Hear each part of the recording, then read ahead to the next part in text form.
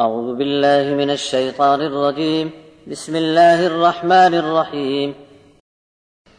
ومن نعمره ننكسه في الخلق أفلا يعقلون وما علمناه الشعر وما ينبغي له إن هو إلا ذكر وقرآن مبين لينذر من كان حيا ويحق القول على الكافرين. أولم يروا أنا خلقنا لهم مما عملت أيدينا أنعاما فهم لها مالكون وذللناها لهم فمنها ركوبهم ومنها يأكلون ولهم فيها منافع ومشارب أفلا يشكرون واتخذوا من دون الله آلهة لعلهم ينصرون لا يستطيعون نصرهم وهم لهم جند محضرون. فلا يحزنك قولهم إنا نعلم ما يسرون وما يعلنون أولم ير الإنسان أنا خلقناه من نطفة فإذا هو خصيم مبين وضرب لنا مثلا ونسي خلقه قال من يحيي العظام وهي رميم قل يحييها الذي أنشأها أول مرة وهو بكل خلق عليم الذي جعل لكم من الشجر الأخضر نارا فإذا أنتم منه توقدون أوليس الذي خلق السماوات والأرض بقادر على أن يخلق مثلهم بلى وهو الخلاق العليم إنما أمره إذا أراد شيئا أن يقول له كن فيكون فسبحان الذي بيده ملكوت كل شيء وإليه ترجعون.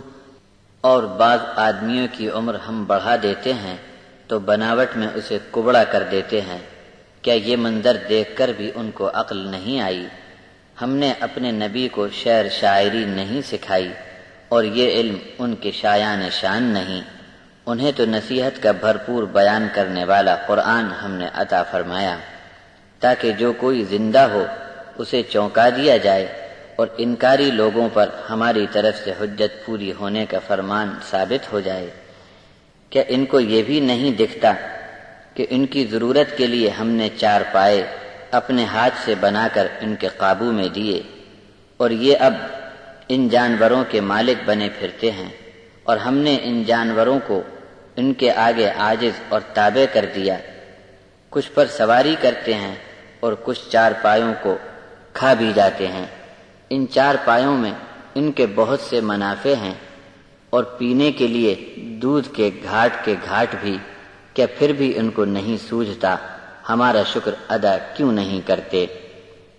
پھر بھی انہوں نے اللہ کے سوا دوسروں کو اپنا معبود بنایا تاکہ مددگاری میں ان کو کام آویں. یہ کیا ان کی مدد کر سکیں گے؟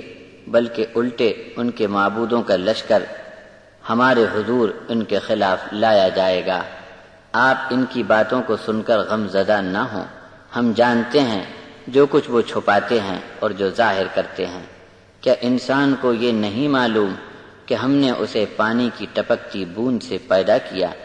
اب انسان کا حال یہ ہے کہ اس کے بیان میں جھگڑے کا پہلو نمایاں ہے. ہمارے لیے مثالیں بیان کرنے لگا اور اپنی پیدائش کو بھول گیا اور کہنے لگا کہ ہڈیاں جب چورا ہو جائیں گی پھر اسے کون زندہ کر سکتا ہے؟ آپ کہہ دو کہ جس نے پہلی بار اسے پیدا کیا ہے وہی اس کو پھر پیدا کر کے دکھائے گا اور وہ تو ہر طرح کی مخلوق بنانا جانتا ہے. یہ اسی کی قدرت کا نشان ہے کہ تمہاری ضرورت کے لیے ہرے درخت میں آگ کی خاصیت رکھ دی جس کے ذریعے سے آگ کی چنگاری حاصل کرتے ہو. جس نے آسمانوں اور زمین کو پیدا کر دیا کیا وہ ان کو فنا کر کے پھر ویسے ہی پیدا نہیں کر سکتا؟ کیوں نہیں؟ وہی تو ہے جو سب سے بڑا بنانے والا اور علم والا ہے. یہ اس کی شان ہے کہ جب کسی چیز کے بنانے کا فقط ارادہ کرتا ہے تو بس اس کا فرمان کافی ہوتا ہے کہ کن یعنی ہو جا تو وہ چیز وجود میں آ جاتی ہے. بس ہر عیب سے پاک ہے وہ اللہ جس کے ہاتھ میں ہر چیز کی بادشاہت ہے اور تم سب کے سب اسی کی طرف پلٹا کر لائے جاؤ گے.